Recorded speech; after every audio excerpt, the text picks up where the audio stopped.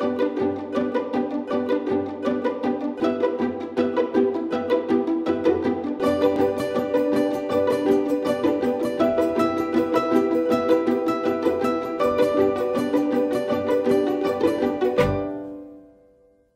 année, comme diacre, je proclame l'évangile qui nous introduit à la procession des rameaux. Jésus a besoin d'un âne pour entrer à Jérusalem pour fêter la Pâque. Cette petite ânesse, ce petit ânon, voilà une histoire d'âne qui nous interpelle.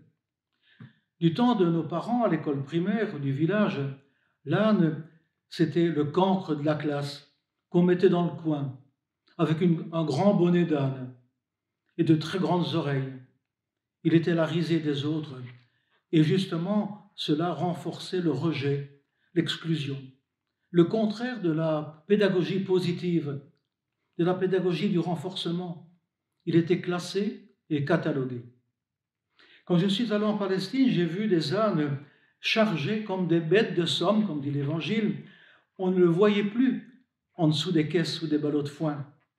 Ou alors ils tiraient une vieille charrue en bois à un soc pour le labour. Aujourd'hui, dans le parc animalier de la Défense sociale, il y a des ânes, il y en a 4 avec des moutons, avec des chèvres, et ils sont soignés par les patients et ils ont un très bon contact thérapeutique avec eux. Il y a eu tant de préjugés et d'idées sur ces braves bêtes, et l'âne, contrairement à ce qu'on a toujours pensé, est très intelligent et pas si têtu que ça. Et voilà que pour l'entrée à Jérusalem le jour des rameaux, pour inaugurer la grande semaine, la semaine sainte qui le conduit, non pas sur un trône royal ou impérial, mais sur la croix, Jésus a besoin.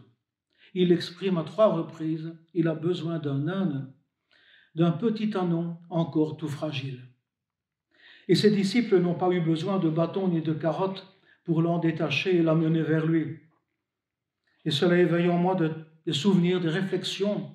Quand je faisais le caté des petits ou des ados, leur réaction était souvent « mais il aurait dû monter sur un plus grand, sur un bien plus costaud, il va l'écraser ce petit ânon ». Ou bien « sur un beau et fier cheval, ça aurait été plus beau quand même ». Et ici, chez les patients de l'aumônerie psychiatrique, plusieurs m'ont souvent dit « mais il devait être un peu ridicule là-dessus.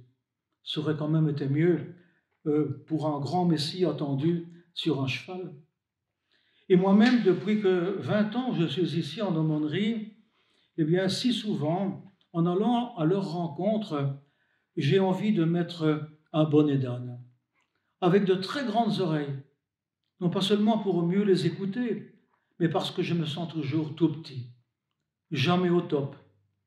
Et intérieurement, je dis cette prière à Jésus, viens avec moi. C'est toi que je dois porter. Tu daignes avoir besoin de moi. Viens, monte sur mon dos, qui est de plus en plus fragile avec l'âge, mais monte, je te porterai vers eux, autant que faire se peut. Ce sont les blessés de la vie, déstructurés, endommagés dans leur corps, leur cœur ou leur esprit, et souvent depuis l'enfance. Ils ont eux-mêmes blessé, mais ils ont besoin de ton amour, Seigneur, ils ont besoin de ta tendresse, de ta miséricorde. Et chaque fois que j'y vais, il faut que je me détache moi-même, de mes soucis.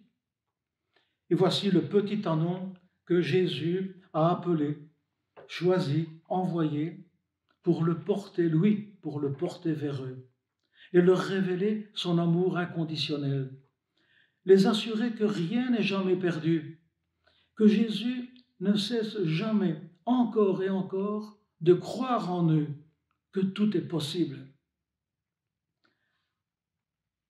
Entrons dans cette semaine sainte comme des ânons disponibles. Ce n'est pas moi qui compte, mais Jésus, que j'essaie de porter tant bien que mal. Jésus a besoin encore aujourd'hui d'un ânon, de moi, de toi, de vous, de nous. Bonne semaine sainte à toutes et tous.